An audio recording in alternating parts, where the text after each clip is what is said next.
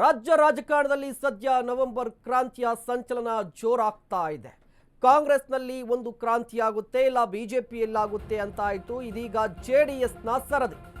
ಜೆಡಿಎಸ್ನಲ್ಲೂ ಕೂಡ ಶುರುವಾಗುತ್ತಂತೆ ನವೆಂಬರ್ ಕ್ರಾಂತಿ. ಏನಪ್ಪಾ ಕ್ರಾಂತಿ ಅಂದ್ರೆ ನಿಖಿಲ್ ಕುಮಾರಸ್ವಾಮಿ ಜೆಡಿಎಸ್ ರಾಜ್ಯಾಧ್ಯಕ್ಷರಾಗ್ತಾರಂತೆ. ಅಂತೂ ಇಂತೂ ನಿಖಿಲ್ ಕುಮಾರಸ್ವಾಮಿಯವರ ಪಟ್ಟಾಭಿಷೇಕಕ್ಕೆ ಕಾಲ ಕೂಡ ಬಂದಿದ್ಯಂತೆ. ಜೆಡಿಎಸ್ಗೆ 25 ವರ್ಷ, ಸೊ ಜಾಗ್ವಾರ್ ಪರ್ವ ಆರಂಭ ಆಗುತ್ತಾ.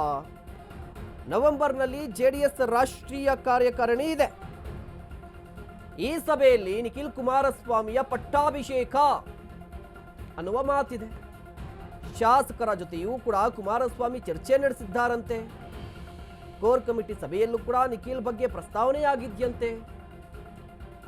ಒಂದು ಕಡೆ ಜನರೊಂದಿಗೆ ಜನತಾದಳ ಅನ್ನುವ ಹೆಸರಿನಲ್ಲಿ ನಿಖಿಲ್ ಕುಮಾರಸ್ವಾಮಿ ರಾಜ್ಯದಾದ್ಯಂತ ಪ್ರವಾಸವನ್ನ ಮಾಡ್ತಾ ಇದ್ದಾರೆ.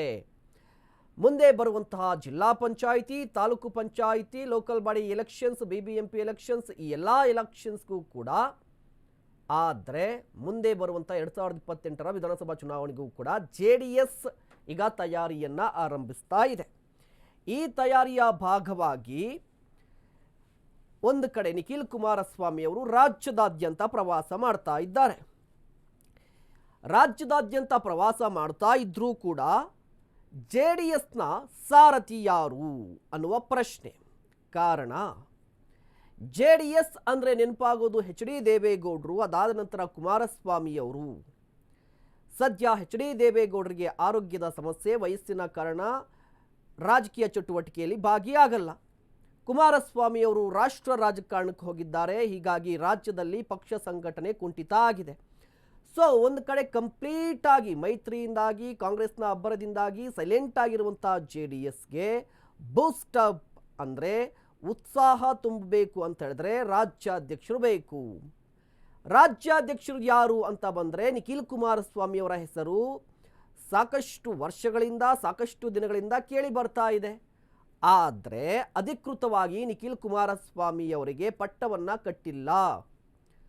ಒಂದು ಕಡೆ ಕೋರ್ ಕಮಿಟಿ ಅಂತ ಇದೆ ಜೆಡಿಎಸ್ ಅಲ್ಲಿ. ಕೋರ್ ಕಮಿಟಿಯ ಅಧ್ಯಕ್ಷರಾರು ಜಿ ಟಿ ದೇವೇಗೌಡರು, ಅವರು ಕೂಡ ರಿಯಾಕ್ಟ್ ಮಾಡಿದ್ರು ಇದೇ ವಿಚಾರಕ್ಕೆ ಸಂಬಂಧಪಟ್ಟಂತೆ.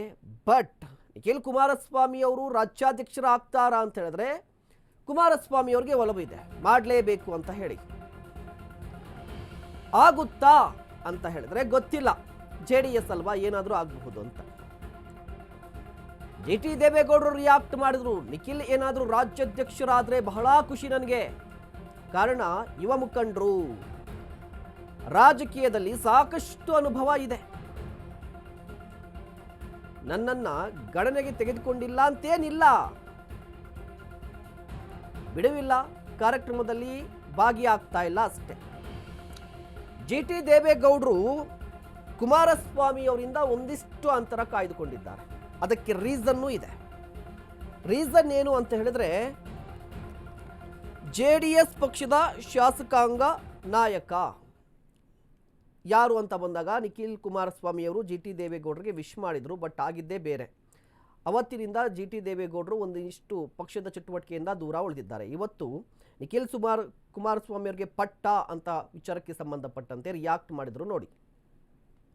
ನಿಖಿಲ್ ಯುವಕರಿದ್ದಾರೆ, ವಿದ್ಯಾವಂತರಿದ್ದಾರೆ, ಸಿನಿಮಾ ನಟರಿದ್ದಾರೆ, ರಾಜಕೀಯದಲ್ಲಿ ಸಾಕಷ್ಟು ಅನುಭವ ಆಗಿದೆ. ಯುವಕರು ಬರಬೇಕು, ಅವ್ರ ಅಧ್ಯಕ್ಷ ಆದ್ರೆ ತುಂಬಾ ಸಂತೋಷ. ಇಲ್ಲ, ಅವ್ರೇನು ಗಣನೆ ತಗೊಂಡಿಲ್ಲ ಅಂತಿಲ್ಲ. ನಮ್ದು ಬಿಡುವಿಲ್ಲದ ಕಾರ್ಯಕ್ರಮದ ಒತ್ತಡದಿಂದ ನಾನು ಭಾಗಿಯಾಗಿಲ್ಲ. ನಾನು ಹೇಳ್ತಾ ಇದೀನಿ ಕೇಳಪ್ಪ, ನಿಖಿಲ್ ಅವ್ರನ್ನ ಅಧ್ಯಕ್ಷರು ಮಾಡಿದ್ರೆ ನಮ್ಗೆಲ್ಲರೂ ಸಂತೋಷ, ಅಭಿನಂದನೆಗಳು ನಂದೇ ಫಸ್ಟ್.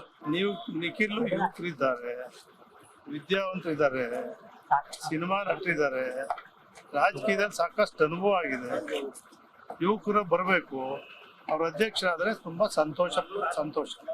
ಇಲ್ಲ, ಅವ್ರೇನು ಗಣನೆ ತಗೊಂಡಿಲ್ಲ ಅಂತಿಲ್ಲ. ನಮ್ದು ಬಿಡುವಿಲ್ಲದ ಕಾರ್ಯಕ್ರಮದ ಒತ್ತಡದಿಂದ ನಾನು ಭಾಗಿಯಾಗಿಲ್ಲ. ನಾನು ಹೇಳ್ತಾ ಇದೀನಿ ಕೇಳಪ್ಪ, ನಿಖಿಲ್ ಅವ್ರನ್ನ ಅಧ್ಯಕ್ಷರು ಮಾಡಿದ್ರೆ ನಮ್ಗೆಲ್ಲರೂ ಸಂತೋಷ, ಅಭಿನಂದನೆಗಳು ನಂದೇ ಫಸ್ಟ್. ಎಸ್ ಈ ಬಗ್ಗೆ ಇನ್ನಷ್ಟು ಮಾಹಿತಿಯನ್ನ ಪಡೆಯೋಣ. ನಮ್ಮ ಪ್ರತಿನಿಧಿ ದೀಪಾ ದೂರವಾಣಿ ಸಂಪರ್ಕದಲ್ಲಿದ್ದಾರೆ. ಎಸ್ ದೀಪಾ, ಗಮನಿಸ್ತಾ ಇದ್ವಿ ಜೆಡಿಎಸ್ ಅಲ್ಲೂ ಕೂಡ ನವೆಂಬರ್ ಕ್ರಾಂತಿ ಅಂತ ಹೇಳ್ತಾ ಇದ್ದಾರೆ. ಬಟ್ ನಿಖಿಲ್ ಕುಮಾರಸ್ವಾಮಿಗೆ ಪಟ್ಟವನ್ನ ಕಟ್ಟುವ ನಿಟ್ಟಿನಲ್ಲಿ ಒಂದಿಷ್ಟು ವಿರೋಧ ಇತ್ತು ಅಂತ ಹೇಳಲಾಗ್ತಾ ಇತ್ತು. ಕಾರಣ ಮಾರ್ಚಲ್ಲೇ ಆಗ್ಬಿಡುತ್ತೆ, ಯುಗಾದಿ ಸಂದರ್ಭದಲ್ಲಿ ನಿಖಿಲ್ ಕುಮಾರಸ್ವಾಮಿ ಅವರು ರಾಜ್ಯಾಧ್ಯಕ್ಷರಾಗ್ತಾರೆ, ಇಲ್ಲ ದಸರಾ ನಂತರ ಆಗುತ್ತೆ ಅಂತ ಪದೇ ಪದೇ ಮುಂದೂಡಿಕೆ ಆಗ್ತಾ ಇದೆ. ಅಟ್ಲೀಸ್ಟ್ ಈ ಬಾರಿ ಆದ್ರೂ ಆಗುತ್ತಾ ಅಂತ. ಮಹೇಶ್, ಜೆಡಿಎಸ್ ನಲ್ಲಿ ಸದ್ಯದ ಮಟ್ಟಿಗೆ ಮತ್ತೊಮ್ಮೆ ಅಂದ್ರೆ ಪಕ್ಷ ಸಂಘಟನೆ ಮಾಡುವಂತಹ ನಿಟ್ಟಿನಲ್ಲಿ ಒಂದಿಷ್ಟು ಕಾರ್ಯಕ್ರಮಗಳನ್ನ ಜೆಡಿಎಸ್ ನಾಯಕರುಗಳು, ದಳಪತಿಗಳು ಹಾಕಿಕೊಂಡಿರುವಂತಹದ್ದು. ಅದರ ಮುಂದುವರೆದ ಭಾಗವೇ ಇದೀಗ ನಿಖಿಲ್ಗೆ ರಾಜ್ಯಾಧ್ಯಕ್ಷರ ಪಟ್ಟವನ್ನ ಕಟ್ಟಬೇಕು ಅನ್ನುವಂತಹದ್ದು. ಹಿಂದೆ ಈ ವಿಚಾರ ಬಂದಾಗ ಜಿಟಿ ದೇವೇಗೌಡರಿಂದ ಹಿಡಿದು ಅಂದ್ರೆ ಅವರ ಹಾದಿಯಾಗಿಯೂ ಕೂಡ ಅನೇಕರು ವಿರೋಧವನ್ನ ವ್ಯಕ್ತಪಡಿಸಿದ್ರು. ಹಿರಿಯರು ನಿಖಿಲ್ ಮಾತನ್ನ ಕೇಳೋದಾದ್ರೂ ಹೇಗೆ ಅನ್ನುವಂತಹ ಪ್ರಶ್ನೆ ಉದ್ಭವ ಆಗಿತ್ತು. ಅದೆಲ್ಲವನ್ನೂ ಮೀರಿ ಇದೀಗ ನವೆಂಬರ್ ನಲ್ಲಿ ಅವರಿಗೆ ರಾಜ್ಯಾಧ್ಯಕ್ಷ ಪಟ್ಟವನ್ನ ಕಟ್ಟೋದಿಕ್ಕೆ ದಳಪತಿಗಳು ರೆಡಿಯಾಗಿದ್ದಾರೆ. ಏನು 25 ವರ್ಷ ಆಯ್ತು ಜೆಡಿಎಸ್ ಪಕ್ಷ ಬಂದು, ಆ ನಿಟ್ಟಿನಲ್ಲಿ ಒಂದು ಬೃಹತ್ ಕಾರ್ಯಕ್ರಮವನ್ನ ಮಾಡ್ಬೇಕು. ಆ ಕಾರ್ಯಕ್ರಮದಲ್ಲಿ ನಿಖಿಲ್ ರಾಜ್ಯಾಧ್ಯಕ್ಷ ಅನ್ನುವಂತಹದನ್ನ ಅನೌನ್ಸ್ ಮಾಡ್ಬೇಕು ಅನ್ನುವಂತಹ ನಿಟ್ಟಿನಲ್ಲಿ ಕುಮಾರಸ್ವಾಮಿ ಮತ್ತು ದೇವೇಗೌಡರು ಒಂದಿಷ್ಟು ಕಾರ್ಯಕ್ರಮವನ್ನ ಹಾಕಿಕೊಂಡಿರುವಂತಹದ್ದು. ಇದು ಪಕ್ಷದ ಅನೇಕರ ಕೆಂಗಣಿಗೂ ಕೂಡ ಗುರಿಯಾಗಬಹುದು. ಹಿಂದೆಯೂ ಕೂಡ ಇದೇ ಕಾರಣಕ್ಕೆ ಅವರ ಒಂದು ಈ ಪಟ್ಟ ಕೊಡ್ಬೇಕು ಅನ್ನುವಂತಹದ್ದೇನಿತ್ತು ಅದು ಮುಂದೂಡಿಕೆ ಆಗಿತ್ತು. ನೋಡೋಣ ಅನ್ನುವಂತ ಅಂದ್ರೆ ಇನ್ನೇನು ಹಾಗೆ ಹೋಯ್ತು, ಅವರಿಗೆ ರಾಜ್ಯಾಧ್ಯಕ್ಷ ಪಟ್ಟ ಕೊಟ್ಟೇ ಬಿಟ್ರು ಅನ್ನುವಂತಹ ಸಮಯದಲ್ಲೂ ಕೂಡ ದೇವೇಗೌಡರು ಮತ್ತೆ ಕುಮಾರಸ್ವಾಮಿ ಅದನ್ನ ತಡೆ ಹಿಡಿದ್ರು. ಯಾಕಂತಂದ್ರೆ ಅನೇಕರು ಹಿರಿಯ ನಾಯಕರುಗಳಿದ್ದಾರೆ, ಅವರನ್ನ ಹೊರತುಪಡಿಸಿ ಇವರಿಗೆ ಪಟ್ಟಾಭಿಷೇಕ ಮಾಡಿದ್ರೆ ಯಾವ ರೀತಿಯಾಗಿ ಸರಿಯಾಗುತ್ತೆ ಅನ್ನುವಂತಹ ನಿಟ್ಟಿನಲ್ಲಿ ಕೂಡ ಒಂದಿಷ್ಟು ಆಕ್ರೋಶಗಳು, ವಿರೋಧಗಳು ಕೇಳಿ ಬಂದಿದ್ವು. ಆ ಅಭಿಪ್ರಾಯದ ಮೇಲೆಯೇ ಅದನ್ನ ತಡೆ ಹಿಡಿಯಲಾಗಿತ್ತು. ಆದ್ರೆ ಇದೀಗ ಎಲ್ಲವನ್ನೂ ಸರಿ ಮಾಡ್ಕೊಂಡು ಈ ರೀತಿ ನಿರ್ಧಾರ ತೆಗೆದುಕೊಂಡ್ರ ಗೊತ್ತಿಲ್ಲ. ಆದ್ರೆ ಸದ್ಯದ ಮಟ್ಟಿಗಂತೂ ಹಿರಿಯ ನಾಯಕರು ಇದಕ್ಕೆ ಒಪ್ತಾರೋ ಇಲ್ಲೋ ಗೊತ್ತಿಲ್ಲದೆ ಇರುವಂತಹ ಪರಿಸ್ಥಿತಿಯು ಕೂಡ ನಿರ್ಮಾಣ ಆಗಿದೆ. ದೀಪಾ ನೋಡಿ, ಒಂದು ಕಡೆ ಹಿರಿಯ ನಾಯಕರು ಒಪ್ತಾರೋ ಇಲ್ವೋ, ಬಟ್ ನಿಖಿಲ್ ಕುಮಾರಸ್ವಾಮಿ ಜೆಡಿಎಸ್ ಪಕ್ಷದ ಅಧ್ಯಕ್ಷರಾದ್ರೆ ಏನೆಲ್ಲ ಲಾಭಗಳಿರುತ್ತೆ ಅಂತ ಇಲ್ಲಿ ಮತ್ತೊಮ್ಮೆ ಕುಟುಂಬ ರಾಜಕಾರಣ ಅನ್ನುವಂತಹದ್ದು ಎದ್ದು ಕಾಣಿಸ್ತಿದೆ. ಜಿಟಿ ದೇವೇಗೌಡರಿದ್ದಾರೆ, ದೇವೇಗೌಡರನ್ನ ಹೊರತುಪಡಿಸಿ ಅನೇಕ ಹಿರಿಯ ನಾಯಕರುಗಳಿದ್ದಾರೆ.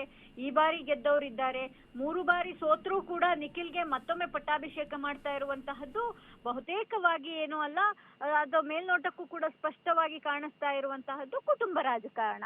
ಅವರಿಂದ ಲಾಭ ನಷ್ಟ ಅನ್ನೋದಕ್ಕಿಂತ ನಿಖಿಲ್ಗೆ ಒಂದು ಮುಂದಿನ ರಾಜಕೀಯ ಭವಿಷ್ಯವನ್ನ ನಿರ್ಧಾರ ಮಾಡಬೇಕು. ಆ ಭವಿಷ್ಯದಲ್ಲಿ ಈಗ ಆಲ್ರೆಡಿ ಮೈತ್ರಿ ಇರೋದ್ರಿಂದ ಬಿಜೆಪಿ ಜೊತೆಗೆ ಸೇರ್ಕೊಂಡ್ರೆ ಮತ್ತಷ್ಟು ಅನುಕೂಲ ಆಗತ್ತೆ ಅನ್ನುವಂತಹ ವೈಯಕ್ತಿಕ ಲಾಭ ಇಲ್ಲಿ ಮೇಲ್ನೋಟಕ್ಕೆ ಕಾಣಿಸ್ತಿದೆ. ಜೊತೆಗೆ ಅವರಿಂದ ಲಾಭ ಅನ್ನುವಂತಹದ್ದು ಒಂದು ಅಂದ್ರೆ ಇದು ಕುಟುಂಬ ರಾಜಕಾರಣ ಅನ್ನೋದನ್ನ ಪಕ್ಕಕ್ಕಿಟ್ಟು ನೋಡೋದಾದ್ರೆ ಯೂತ್ಸ್ ಅನ್ನ ಒಗ್ಗೂಡಿಸ್ತಾರೆ ಅನ್ನುವಂತಹದ್ದು ಕುಮಾರಸ್ವಾಮಿ, ದೇವೇಗೌಡರ ತಲೆಯಲ್ಲಿ ಓಡ್ತಾ ಇರುವಂತಹ ವಿಚಾರ. ಆದ್ರೆ ಇಲ್ಲಿ ಲಾಭ ನಷ್ಟ ಯಾವತ್ತು ಜೆಡಿಎಸ್ ಅನ್ನುವಂತಹ ವಿಚಾರಕ್ಕೆ ಬಂದ್ರೆ ಅದು ಆಗಿದೆ ಇಲ್ಲ ಅನ್ನೋದಕ್ಕಿಂತ ಕುಟುಂಬ ರಾಜಕಾರಣದಲ್ಲಿ ತಮ್ಮ ಮನೆಯವರು ಬೆಳಿಬೇಕು ಅನ್ನುವಂತಹದ್ದು ಮಾಡ್ತಾರೆ ಅನ್ನುವಂತಹದ್ದು ಕೂಡ ಅನೇಕ ನಾಯಕರುಗಳು, ಹಿಂದಿನ ಹಿರಿಯ ನಾಯಕರು, ಜೆಡಿಎಸ್ ನಿಂದ ಹೊರಬಂದಂತಹ ನಾಯಕರು ಹೇಳ್ತಾ ಇದ್ದಂತಹ ಮಾತು, ಅವರ ಅಭಿಪ್ರಾಯ. ಹಾಗಾಗಿ ಇಲ್ಲಿ ಲಾಭ ಅನ್ನುವಂತಹದನ್ನ ನೋಡೋದಾದ್ರೆ ಯುವಕರನ್ನ ಒಗ್ಗೂಡಿಸಿಕೊಂಡು ಹೋಗಬಹುದು, ಯೂತ್ಸ್ ನ ಮತ್ತಷ್ಟು ಜನರನ್ನ ಪಕ್ಷಕ್ಕೆ ಕರೆತರಬಹುದು ಅನ್ನುವಂತಹ ನಿಟ್ಟಿನಲ್ಲಿ ಕೊಟ್ಟಿರಬಹುದು ಅನ್ನುವಂತಹದ್ದು ಸದ್ಯಕ್ಕೆ ಕೇಳಿ ಬರ್ತಾ ಇರುವಂತಹ ಮಾತು. ದೀಪಾ, ಧನ್ಯವಾದ ತಮ್ಮ ಡೀಟೇಲ್ಸ್ಗಾಗಿ.